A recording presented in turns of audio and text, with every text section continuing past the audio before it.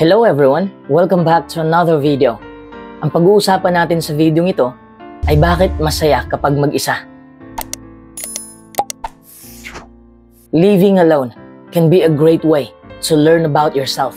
Ang ilan ay gustong mapag-isa dahil gusto lang nilang mapag-isa. Ang ilan din ay pinili nilang mag-isa dahil gusto lang nila ng katahimikan. Ngunit para sa karamihan naman, hindi man nila ginustong mag-isa pero kailangan nilang gawin yun. Gaya ng mag-a-abroad sila. Hindi nila ginusto ang mag-isa sa ibang bansa, pero nagsasakripisyo sila para makasuporta financially sa kanilang mga mahal sa buhay. Pero kung hindi lang tayo mag-focus sa kalungkutan, kung nag-iisa tayo, marami tayong matutunan. Matutunan natin ang pagiging independent. Mas marami tayong makikitang importanteng bagay. Mas madali nating makontrol ang ating sarili. At malaya rin tayo sa gusto nating gawin. Ang ilan ay nakitira sa ibang bahay. May ilan din, sila ang nagpapatira sa bahay nila. Gusto kasi nila na may kasama sila sa bahay. Minsan gusto nila ng kasama para may kahati sa bayarin. Pero minsan din dahil nababagot sila at nalulungkot kapag nag-iisa lang. Kaya nangangailangan sila ng kasama. But there are times in life when living alone may be the best answer. Kung ito pa ang unang pag-iisa mo, siguro malulungkot ka pa. Pero dahan-dahan mong mararamdaman ang kalayaan. Kung iniwan ka man ng taong mahal mo, dahan-dahan mo ring maramdaman ang gaan ng iyong dibdib. Kahit ano pa ang dahilan ng iyong pag-iisa, isa lang ang kahantungan nito. Magiging matiwasay ang buhay mo. Ang sarap maging malaya. Parang nakakalungkot mang isipin ng pag-iisa, pero may benefits kang makukuha kung nag-iisa ka. Number 1, magiging independent ka. Kapag mag-isa ka lang, matututo kang banggain ang lahat ng problema ng ikaw lang. Matutunan mong balikatin ang mga responsibilidad, gaya ng pagbabayad ng mga bills, magluto, maglinis. Di ba't napakasarap kapag ganyan ang buhay? Wala nang manghuhusga at maging mas malakas ka at mas malayang tao ka. Kung nasanay ka ng umasa sa ibang tao, dito mo matutunan o dito mo mahuhubog ang iyong kumpiyansa sa sarili.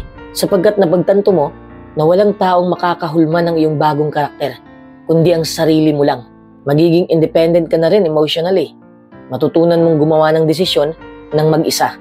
Number 2, sarili mo lang ang amo mo. Siyempre, walang mag-uutos sa'yo at wala ring magagalit kung magkakamali ka.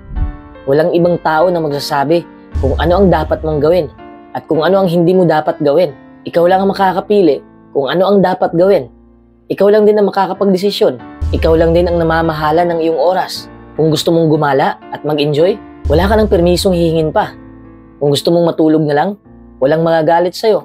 Kung ano ang kakainin mo, walang makakapigil sa'yo. Kahit anong oras ka kumakain, kahit ilang beses ka pang kumain, ikaw lang ang makaka-decide nun. At syempre, wala ka ring maistorbong tao. Di ba't napakasarap mamuhay kung walang umaabala sa'yo at wala ka ring maaabalang ibang tao? Ito'y literal na kalayaan. Number 3, walang manghuhusga sa'yo. Kapag namumuhay kang mag-isa, walang manghuhusga sa'yo.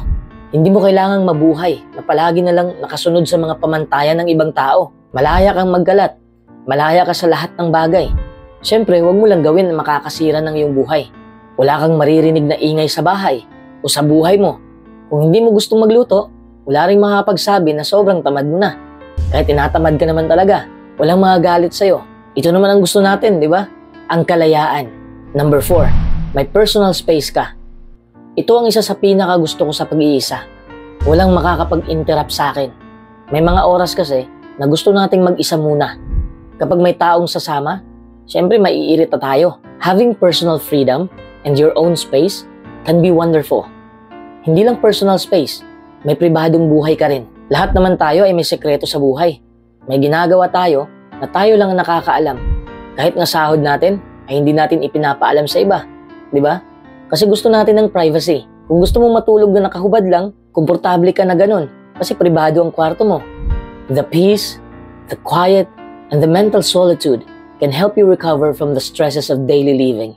Kung may personal space tayo, marami tayong maiisip ng mga bagong ideya. Sa ngayon kasi, wala kang maiisip na positibo sa buhay. Dahil ang ingay-ingay ng iyong mundo, wala ka kasing personal space. Number 5, wala kang dapat sang-ayunan. Nakaka-bad trip kasi kung may kasama ka palagi dahil hindi ka makakatanggi. Kahit na tumanggi ka, pipilitin ka pa rin nila na sumama o gumawa ng mga bagay na gusto nila pero hindi mo naman gusto. Kung hindi ka sumama o kung hindi mo gagawin ang utos nila, Pagsasabihan ka na killjoy ka. Kaya ang sarap mamuhay mag-isa dahil walang pumipilit sa'yo. Wala ka ring sangayunan at wala ka ring tatanggihan. Living alone can be very peaceful. When you live alone, you don't have to compromise to fit in with someone else. Ang masama kasi, maingay na nga ang ulo mo, madadagdagan pa ng ingay ng ibang tao. Kaya maraming taong pumipili na mamuhay ng mag-isa na lang kaysa sa maraming bias na papasok sa buhay nila. You don't need to fit in to anyone else's timetable. Magagawa mo naman ang mga bagay kahit mag-isa ka lang. Basta't gawin mo lang kung ano ang nakakapagpagaan ng buhay mo. Number 6, matututuhan mong mahalin ang iyong sarili.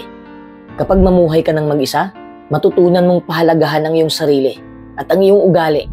Matutunan mo rin na maging masaya ng mag-isa.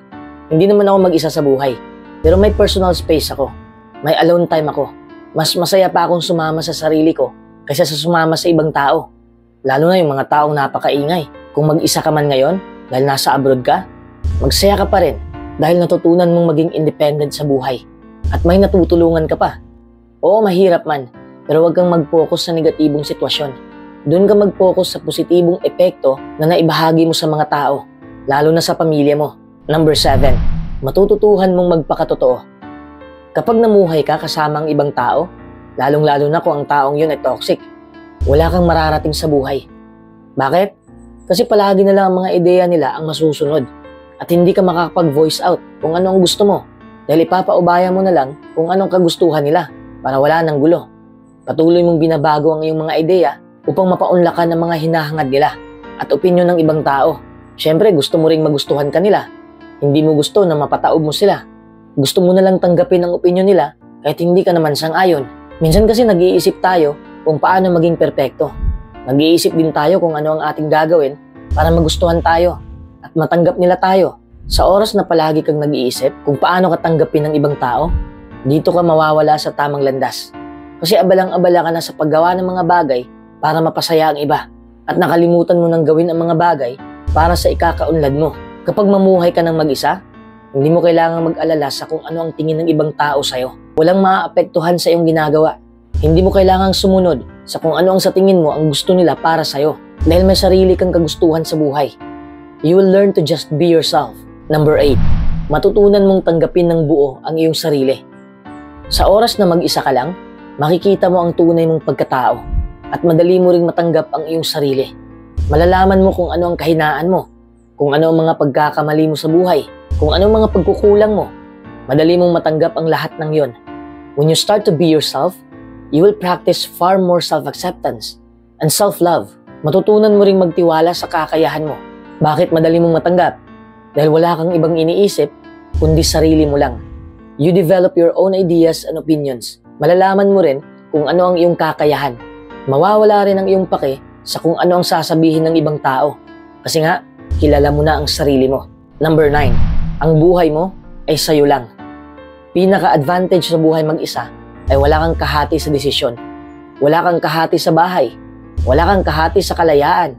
Malaya ka sa lahat ng bagay. Kung nakatira ka sa bahay na ikaw lang, sayo lang din ang CR. Hindi mo na kailangang maghintay kung kailan matatapos ang ibang tao sa paggamit ng CR. Kapag naglilinis ka rin, walang tao makakapagkalat ulit. Lahat ay nasa sayong mga kamay. Number 10, ikaw ang bahala kung ano ang gagawin mo. Ikaw lang ang pumipili kung gusto mong mag-ingay o kung gusto mong manahimik. Gusto mong magpatugtog o hindi? Manonood ka ba ng TV o hindi? Ikaw ang amo sa iyong buhay. You can have your living space as you please. Kung malaya ka kasi sa buhay, magaan rin ang iyong mentalidad. Living alone gives you much more control over your environment than when you are living with others. You can have your home however you like it. Kahit na tinatamad ka, kahit magkalat ka, malaya kang gawin yon. Malaya kang gawin kung ano ang gusto mong gawin. Whatever suits you. Kung gusto mong mag-decorate, walang magsasabi na pangit ang decoration mo. Kahit pangit naman talaga, walang magsasabi na hindi dapat ganito. Your home reflects your personality alone.